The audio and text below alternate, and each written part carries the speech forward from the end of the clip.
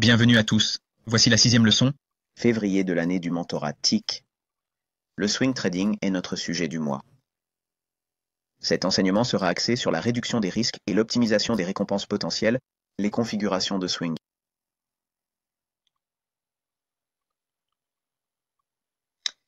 D'accord, réduire le risque.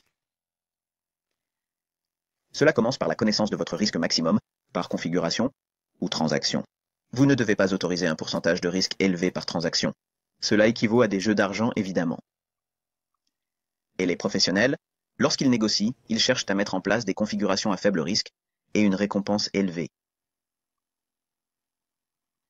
Maintenant, avec les swing trades, nous nous concentrons uniquement sur encadrer les niveaux mensuels et hebdomadaires.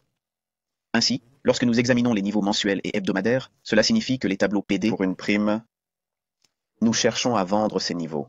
Cela signifie que nous recherchons des blocs d'ordre baissiers, des vides de liquidité baissiers pour négocier à la hausse afin de vendre à découvert des entrées optimales, baissiers, des écarts de juste valeur baissiers. Nous recherchons d'anciens sommets à vendre à découvert pour vendre à découvert de fausses cassures au-dessus. Nous recherchons des blocs de rejet, des bougies qui ont de longues mèches. Nous allons essayer de vendre au-dessus du corps de ces bougies, le corps de ces bougies. Nous allons chercher à vendre à d'anciens creux et d'anciens sommets, l'un ou l'autre. La même chose est considérée comme une prime, ou évidemment tout le contraire. Nous recherchons des blocs d'atténuation, des cassures, des blocs d'ordre haussier, des vides en dessous de nous, d'anciens bas et d'anciens hauts, et des blocs de rejet avec des bougies qui ont de longues mèches. Nous recherchons des créneaux de vente sous ces bougies avant un bloc de rejet. Et en encadrant les transactions uniquement le long de ces niveaux mensuels et hebdomadaires, encore une fois, je choisis d'utiliser bloc d'ordre dans ces enseignements parce que pour faire les vidéos avec tous les scénarios possibles, ce serait ridicule en termes de longueur. Mais vous cherchez en termes de matrice PDRA, tout ce qui est au-dessus de vous, vous allez dans l'ordre que cette matrice vous montre. Encore une fois, il n'y a peut-être pas de vide, il n'y a peut-être pas d'écart de juste valeur, mais au fur et à mesure que vous progressez dans cette liste, de bas en haut pour les primes, les PDRA, et de cette liste, de haut en bas pour les PDRA à prix réduit, c'est l'ordre dans lequel vous chassez la fourchette actuelle dans laquelle vous négociez. En utilisant ces niveaux ou ces tableaux sur les graphiques mensuels et hebdomadaires, cela vous donnera le contexte de ce que vous allez négocier. Si nous voyons que le marché va nous donner un niveau mensuel et hebdomadaire, pour le caractère baissier, nous allons rechercher les tableaux de rabais mensuels à consulter et nous allons chercher le tout premier de la liste. Il peut s'agir d'un bloc d'atténuation, d'une rupture haussière, d'un vide de liquidité qui se trouve en dessous de nous. Encore une fois, tout ce qui concerne les tableaux de PD à prix réduit serait notre objectif sur le graphique mensuel. Vous encadrez donc l'opération sur le graphique mensuel et vous encadrez l'objectif sur le graphique mensuel. Vous recherchez donc des quantités massives d'amplitude. Même si ces fourchettes sont énormes, souvent les traders, s'ils essaient de négocier de grands mouvements comme celui-ci, ils maximisent toujours leur effet de levier et leur risque. Et il n'y a aucune raison de faire cela. N'essayez pas de prendre trop de risques sur vos transactions et d'essayer de devenir riche en une poignée de transactions. Cela ne marche pas. N'essayez pas de doubler votre compte chaque mois. Ce n'est pas nécessaire, surtout pour certains d'entre vous qui participent à ce mentorat. Qui aspirent à devenir gestionnaire de fonds, vous ne voulez tout simplement pas faire cela. Vous voulez maintenir un risque très très faible parce que cela vend votre modèle d'entreprise aux clients potentiels lorsqu'ils voient à quel point votre risque est faible et à quel point vos rendements sont constants. Comme nous allons l'expliquer dans cet enseignement, comment nous allons faire en sorte que ces rendements soient vraiment importants par rapport au risque utilisé. Encore une fois, en regardant les tableaux PDA à plus haute échéance et en utilisant des entrées sur 4 heures, cela vous permettra d'avoir des stops plus serrés. Maintenant, évidemment, si nous allons plus loin dans les enseignements de ce mentorat, vous serez en mesure de réduire le risque encore plus que ce que nous allons décrire ici. Mais pour le citoyen moyen qui gère une entreprise ou qui a un emploi, un employé de bureau, quelqu'un qui n'a pas vraiment de temps libre pour faire du day trading tous les jours, vous n'avez besoin de rien de moins que d'avoir des stops plus serrés. Vous n'avez pas besoin de moins de 4 heures. Si vous ne pouvez pas consulter votre téléphone quelques fois dans la journée et que vous n'avez pas besoin de passer beaucoup de temps à le faire, mais vous avez juste besoin d'avoir accès à un graphique sur 4 heures, et bien souvent, vous verrez que les configurations sont en fait autour de la clôture de la journée. vous pourrez effectuer un grand nombre de ces transactions la veille ou l'avant-veille. Il n'est donc pas nécessaire d'être ici toutes les 5 minutes et de vérifier en permanence.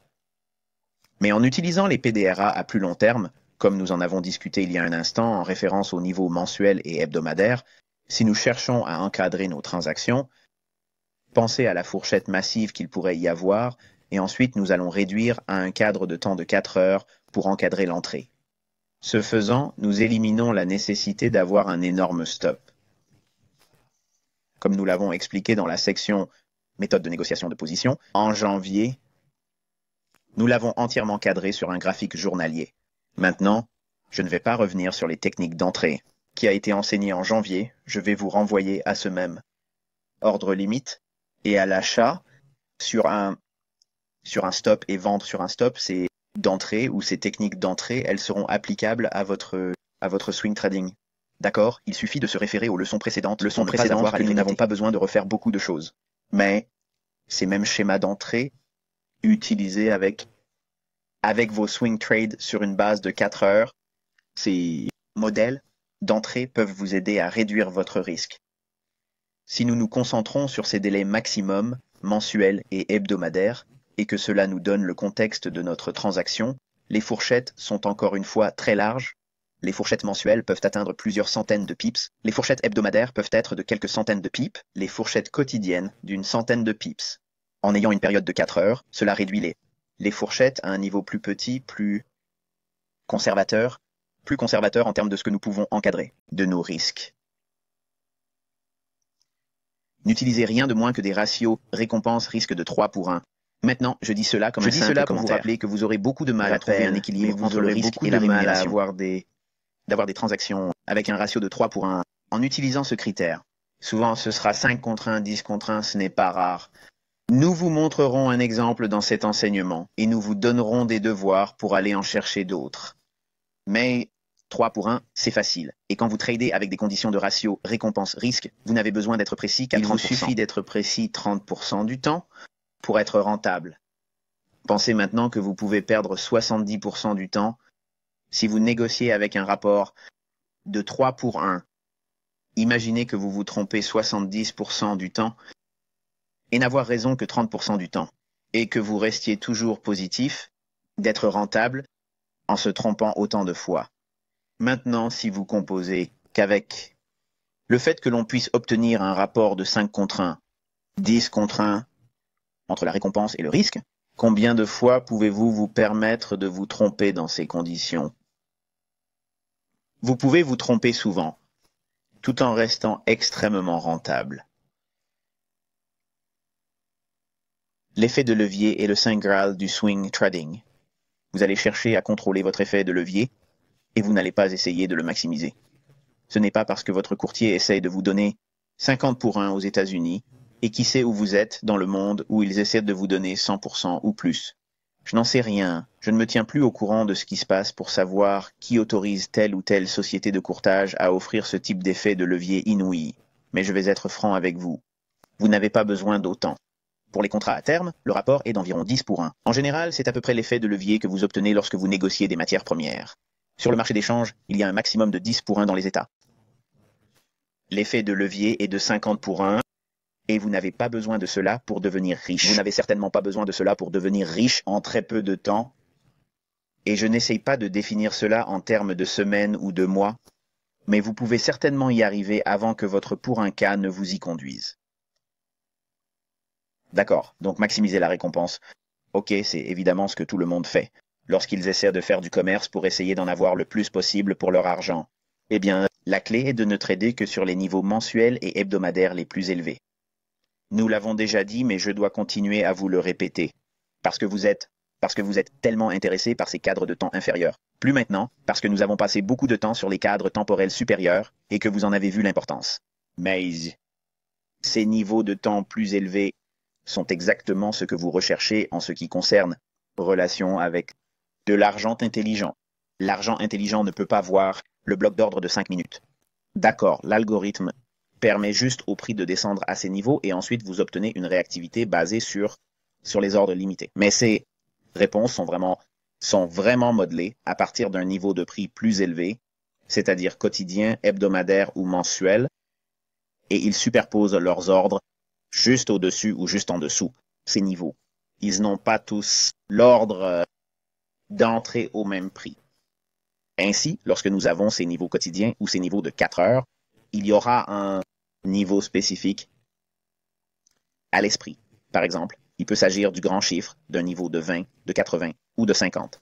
Mais juste au-dessus, par exemple, si nous regardons le niveau à mi-figure et que nous nous attendons à une certaine hausse, ce pourrait être un bloc d'ordre haussier qui se forme au niveau 60, qui était juste 10 pips au-dessus du niveau moyen. Mais dans l'ensemble, il se situe en moyenne à 50 dans l'ensemble. Mais vous pouvez voir que les ordres commencent à s'accumuler. Avec les cadres temporels inférieurs, comme nous le verrons lorsque nous aborderons le trading à court terme, le day trading et le scalping, mais nous n'avons pas nécessairement besoin de tout cela pour nous impliquer dans ces types de transactions en utilisant une période de 4 heures. Ainsi, le timing d'une entrée sur des niveaux de temps plus élevés qui offrent les multiples R les plus élevés. Qu'est-ce qu'un multiple R? C'est votre récompense sur le risque que vous associez à cette transaction.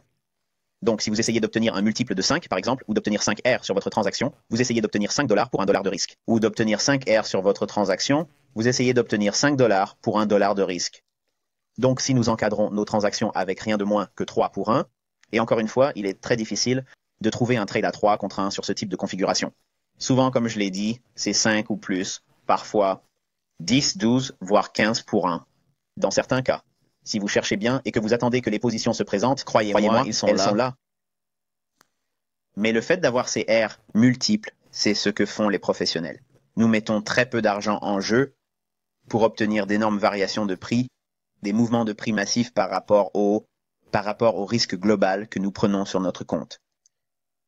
Les niveaux de temps plus élevés, qui offrent des fourchettes de 200 à 500 pips, peuvent générer jusqu'à 10 victoires R. Cela signifie que si vous mettez $1 à la hausse, vous êtes sûr de gagner. Cela signifie que si vous investissez $1, vous récupérerez $10 pour ce gain. Combien de fois devez-vous faire cela au cours d'une année si vous gérez des fonds pour obtenir un rendement de, je ne sais pas, 20%, 30%, où tout le monde va comme statique, c'est la norme de l'industrie. Si vous y parvenez, vous vous en sortez très bien. Il n'y a pas grand-chose à faire pour y arriver. Et c'est pourquoi j'essaie d'insister sur le fait que si vous pensez que vous devez faire beaucoup de transactions pour réussir dans ce domaine, vous vous trompez. Car vous pouvez gérer l'argent des autres et gagner beaucoup d'argent en faisant cela et en négociant très peu. Oh, l'argent non informé qui place des fonds entre vos mains, ils ne sont pas éduqués. Ils partent du principe que vous êtes ici tous les jours comme un day trader. Principe général que vous êtes ici tous les jours comme un day trader. En gros, comme vous le faisiez avant de rejoindre ce mentorat. Chaque jour, vous parcourez des graphiques intrajournaliers, vous travaillez comme un forcené pour obtenir très peu. Ainsi, si vos clients pensent que vous avez cette éthique de travail et que vous travaillez très très dur, alors que ce n'est pas le cas, c'est pourquoi ces gestionnaires de fonds ont le style de vie qu'ils ont parce qu'ils font très peu pour obtenir les rendements qu'ils ont. Ils prennent très peu de risques parce qu'ils ne veulent pas effrayer les clients avec une forte baisse. Mais s'ils font de grands mouvements massifs, des mouvements massifs sur le marché avec un risque très faible, cela semble incroyable sur le papier et cela augmente le résultat net. Et c'est une très belle récompense sur l'année. Il est vrai que certains d'entre vous se disent probablement « Je ne veux pas 30%, Michael. Ce n'est tout simplement pas assez. Ce n'est tout simplement pas suffisant. J'ai besoin de plus que cela par an. Laissez-moi vous dire quelque chose. Quand vous avez 10 millions de dollars et que votre gestion et que vous obtenez un rendement de 30%, croyez-moi, vous ne gardez pas 10 millions de dollars. Les gens commenceront à frapper à votre porte, à l'enfoncer, à décrocher votre téléphone, s'il vous plaît, prenez mon argent. Grands. De gros acheteurs, de gros investisseurs vont frapper à votre porte pour vous contacter afin que vous puissiez gérer leur argent. Et rappelez-vous, il y a généralement 1 à 2 opérations d'échange toutes les 4 à 6 semaines, donc environ 1 mois et demi ou environ 1 mois et demi. En général, vous aurez 1 ou 2 swing trades, le second commençant à peu près à ce moment-là, mais la fréquence est d'environ 1 toutes les 4 à 6 semaines. Et c'est une hypothèse assez sûre, et si vous regardez l'échelle de temps sur le cadre temporel sur le graphique quotidien, vous verrez que c'est à peu près la moyenne. Ce qui signifie que vous avez beaucoup de temps pour vous préparer à ces transactions. Vous n'êtes pas obligé de passer à la caisse toutes les 5 minutes, vous n'êtes pas non plus obligé d'être là tous les jours. Vous pouvez manquer un jour si nécessaire. Vous avez une vie. Vous avez une entreprise, vous devez faire un voyage d'affaires ou autre. Vous pouvez toujours faire du swing trade. Vous n'avez pas besoin de faire grand-chose pour cela. en supprimant l'effet de levier élevé et en couplant des configurations à échéance plus élevée avec des Rs. C'est la clé. Donc si vous pouvez supprimer l'effet de levier élevé, en d'autres termes, nous ne négocions pas à 50 contre 1, on ne négocie pas avec 100 pour 1, 200 pour 1 ou 400 pour 1 s'ils l'autorisent encore. En supprimant l'effet de levier élevé, vous pouvez en fait négocier avec un effet de levier 2, un effet de levier de 3 pour 1. Cela signifie que si vous avez un compte de 10 000 $, vous ne négociez qu'avec 3 mini. Et je sais que cela vous a probablement fait perdre la tête. Quoi? Je ne suis pas venu ici pour apprendre ça. Bien sûr que si. Vous êtes venu ici pour apprendre à être rentable et à gérer les risques. Peu de risques, une récompense élevée. La façon dont vous répondez à cette équation est la première. Vous devez vous débarrasser de votre effet de levier. L'effet de levier va vous tuer. Lorsque vous construisez vos positions jusqu'à ce que vous puissiez éventuellement négocier à une plus grande, de 2 millions de $, vous pouvez commencer à envisager d'entrer, et vous devriez vraiment envisager d'entrer dans une société de courtage de premier ordre. Ce dernier ne vous permettra pas d'utiliser l'effet de levier. Vous êtes désendetté. Cela signifie que tout ce que vous avez en dépôt, c'est le maximum que vous pouvez faire. Et franchement, vous ne pourrez même pas négocier avec cet effet de levier. En fait, vous allez être en dessous de l'effet de levier. En d'autres termes, si vous avez $1 million en dépôt, vous ne négociez pas avec un effet de levier d'1 million de dollars. Avec un effet de levier d'1 million de dollars. Bien souvent, vous négociez avec un demi-million de dollars. Et cela semble probablement contre-productif, mais vous vous débrouillez très bien quand vous avez ces 7 chiffres. Et vous n'avez pas besoin de beaucoup de rendement pour continuer à bien faire. Et encore une fois, à ce stade, vous ne voulez pas risquer quoi que ce soit. Vous voulez que le risque soit très faible, tout en permettant à vos gros, les bénéfices de l'entreprise en termes de récompenses doivent se concrétiser. Maintenant, si vous considérez que l'effet de levier est de 3 pour 1, et que vous cherchez des configurations qui rapportent jusqu'à 10%, cela peut rapporter jusqu'à 15%. Donc si vous risquez 1,5% sur votre capital par transaction, et que vous obtenez une récompense de 10 pour $1, vous gagnez plus de 15% sur cette transaction ou cet échange. De combien de transactions avez-vous besoin par an? Faites le calcul. Disons que vous obtenez en moyenne 6 transactions de choix par an. Je sais déjà que certains d'entre vous se disent que ce n'est pas assez actif. Je dois faire quelque chose de plus. Non, ce n'est pas le cas. Non, ce n'est pas le cas. Qui a dit que vous deviez en faire plus? Vous êtes ici pour apprendre à être rentable. Donc si vous pouvez avoir une vie, faire d'autres choses en dehors du trading et quand même faire exceptionnellement bien, pensez-y. Pour 100, si vous gérez des fonds, d'accord, et vous risquez 1% et demi, risque, et vous utilisez un effet de levier de 3 pour 1, et vous utilisez une moyenne de 50-50 pips par stop. D'accord, lorsque vous faites cela, en se concentrant sur seulement 6 oscillations par an, et que vous mettez en place un rapport récompense risque de 10 pour $1, vous en récupérez 10. Si vous faites cela, vous faites plus que doubler votre capital. Maintenant, réfléchissez à cela pendant une seconde, mesdames et messieurs. Si vous pouvez chercher des montages qui rapportent 10 pour 1, et croyez-moi, quand vous ferez les devoirs que je vais vous donner dans cet enseignement, vous verrez à quel point c'est possible. Vous verrez à quel point il est facile de 10 à 1. De 10 à 1. Dans le swing trading, si vous en prenez 6 par an, 6 transactions, c'est tout. 6 opérations, en risquant 1% et demi, en utilisant un effet de levier de 3 pour 1, et un stop d'environ 50 pep. Vous faites plus que doubler votre capital. Chaque année, ce n'est pas doubler votre argent tous les mois. Ce n'est pas obtenir 25% chaque semaine. Ce n'est pas obtenir 15% sur vos transactions quotidiennes. C'est être très très conservateur, une fréquence très basse. L'opportunité d'un drawdown est très très faible parce que la fréquence est faible et que le risque est déjà prédéfini à 1,5%. Et votre risque est déjà prédéfini à 1,5%. Vous savez ce que vous recherchez. La fréquence est d'environ une transaction toutes les 4 à 6 semaines et vous recherchez des configurations idéales autour d'un niveau mensuel ou hebdomadaire. En formulant ces idées et en recherchant des configurations qui offrent 10 contre 1, cela vous donnera le contexte et le cadre pour doubler votre capital ou gérer les fonds propres. En l'espace de 6 ans seulement, transactions par an, il n'est pas nécessaire de se précipiter. Vous n'avez pas besoin de prendre chaque swing trade si cela ne semble pas bon, attendez simplement. Il y a quelque chose qui se prépare. Vous savez que toutes les 4 à 6 semaines, il y a un type de transaction qui vous offre une opportunité, faites quelque chose sur le marché. Mais si vous encadrez les configurations au niveau mensuel ou hebdomadaire, ces transactions peuvent offrir d'énormes multiples de récompenses par rapport au risque. Très bien, nous allons prendre un exemple ici, et commencer à vous donner quelques idées sur la façon dont vous pouvez tirer parti de cette situation en maximisant la récompense et en réduisant le risque. Dans cet exemple, nous allons nous intéresser à l'euro-dollar, et je veux regarder ce sommet ici. Le plus haut a été formé en 2011, en avril, et nous utilisons un ancien sommet mensuel. Nous sommes donc au plus haut en la fourchette, nous sommes donc très loin en termes de primes par rapport à un ancien sommet de 2009 en octobre. Nous avons défini le bloc d'ordre baissier, qui est la dernière bougie haussière d'octobre, et nous avons défini le seuil moyen de cette dernière bougie haussière. Nous l'avons étendu dans le temps, et nous sommes arrivés à avril et mars de l'année 2011, où nous avons atteint ces niveaux, et nous allons maintenant prendre cette idée et la réduire à un cadre de temps exécutable de 4 heures. Je veux que vous jetiez un coup d'œil à cette bougie descendante ici.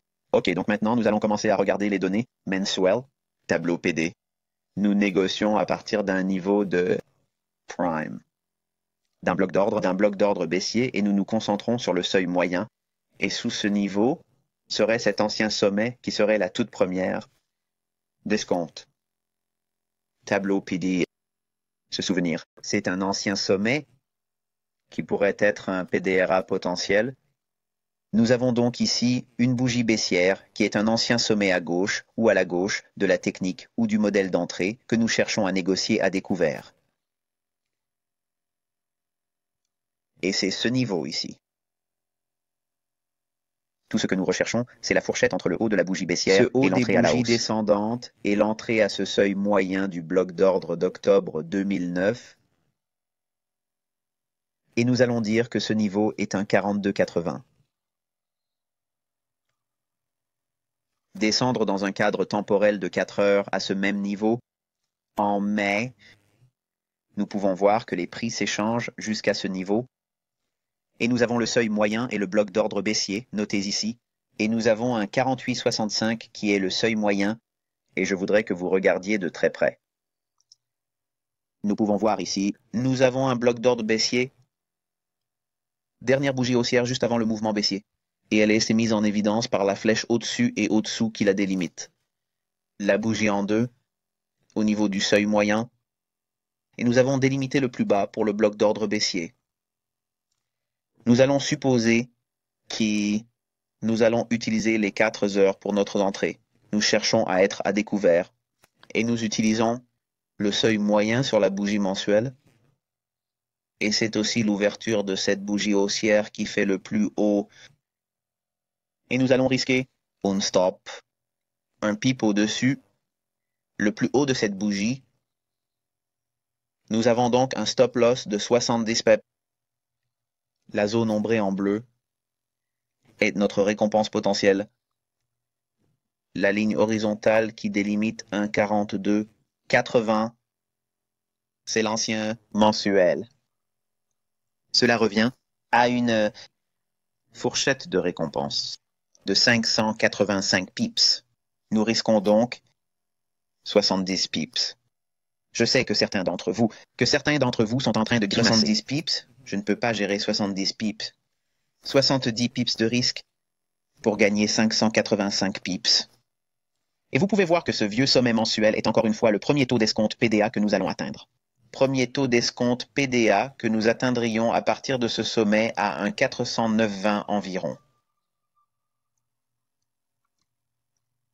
Donc, fondamentalement, ce que nous avons là est une récompense de 8 pour 1 par rapport au risque.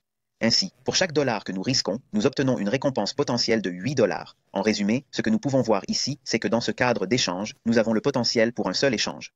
Nous avons le potentiel, en une seule transaction, de gagner jusqu'à 12,5% de rendement. C'est une somme d'argent incroyable, en pourcentage pour une transaction, et le montant du risque est infime par rapport à la récompense. C'est encadré au niveau mensuel et l'objectif de prise de profit est encadré au niveau mensuel. Ainsi, en encadrant les tableaux PD et en utilisant la matrice des tableaux PD correctement, nous pouvons encadrer des transactions qui présentent un énorme rapport de récompense par rapport au risque potentiel.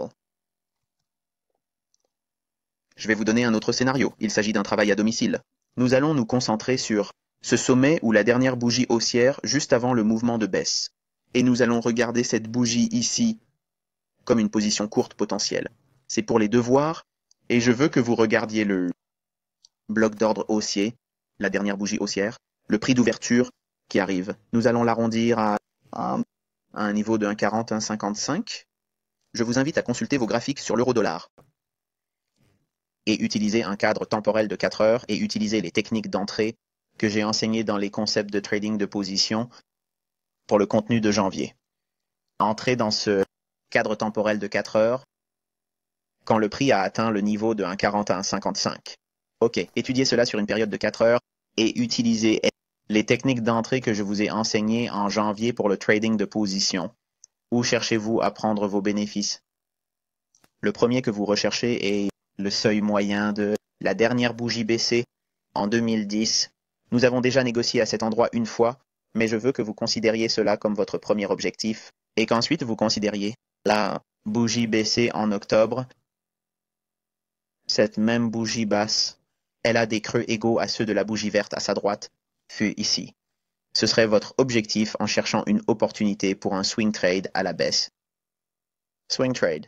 Donc encore une fois, nous cherchons pour que les occasions d'être courtes à ce niveau de 1,40 et 1,55 en utilisant la technique d'entrée que je vous ai enseignée pour le trading de position en janvier. Et je veux voir les devoirs partagés sur le forum.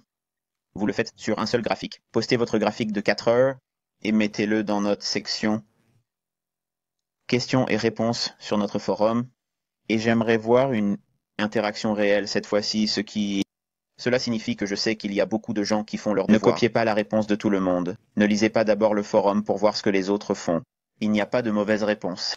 Simplement, encore une fois, c'est à des fins interactives et pour l'étude, et aussi pour me donner un retour d'information, pour que je puisse avoir une vision collective de ce que vous faites tous avec le contenu. Je pense que vous constaterez qu'il y a une configuration ici également, et la récompense, encore une fois, c'est si l'on considère qu'un 35 est une récompense potentielle comme objectif de réduction. Je veux dire, 1,40$ et un 55$ si c'est le prix que vous obtenez, et il sera probablement plus élevé que cela, que vous utiliseriez pour entrer au short. C'est plus de 650 pips pour une configuration. Donc si vous pouvez cadrer votre trade avec un stop loss de 60 pips, vous pouvez trouver un DX de récompense par rapport au scénario de risque sur cette transaction, PDRA Premium. Et ensuite en utilisant les PDRA mensuels de réduction, comme nous l'avons noté ici, avec le seuil moyen de la dernière bougie baissière en octobre 2010, ou probablement en novembre. L'objectif de baisse est à nouveau de plusieurs centaines de pips. Ainsi, lorsque vous commencez à faire ces choses, vous commencez à les appliquer. Ne vous arrêtez pas à cet exemple. Pendant le reste du week-end, essayez de trouver 5 exemples ailleurs dans une autre paire. Peu importe l'endroit, n'a pas d'importance. Quelle période de l'année? Il est possible de rechercher un scénario en utilisant un scénario mensuel ou hebdomadaire et établissez 2 ou 3 transactions. Essayez d'en trouver 5 qui rapportent au moins 5 pour 1. Pour récompenser le scénario de risque, vous avez donc vraiment 2 devoirs. Vous avez celui que je vous donne ici et un autre, secondaire, dans lequel vous devez rechercher 5 scénarios. Vous devez rechercher 5 scénarios en utilisant uniquement une base de données mensuelle ou hebdomadaire pour une prime ou une réduction et essayer de trouver, en fait c'est comme ça, essayer de trouver pour 2 achats et 2 ventes en utilisant ce critère pour encadrer les opérations d'oscillation et rechercher des gains de 5 pour 1 ou 1 potentiel de gain. Et bien sûr, vous avez le bénéfice du recul. Et cela va sans dire, mais c'est comme ça qu'on l'étudie et c'est comme ça qu'on s'y met et qu'on s'enthousiasme de voir à quel point puissant et à quel point vous n'avez pas à vous soucier de la fréquence des transactions. Vous n'avez pas à vous préoccuper de faire du trading tout le temps. Vous pouvez obtenir un rendement massif sur vos capitaux propres en faisant très peu de travail, en prenant très peu de risques, l'exposition.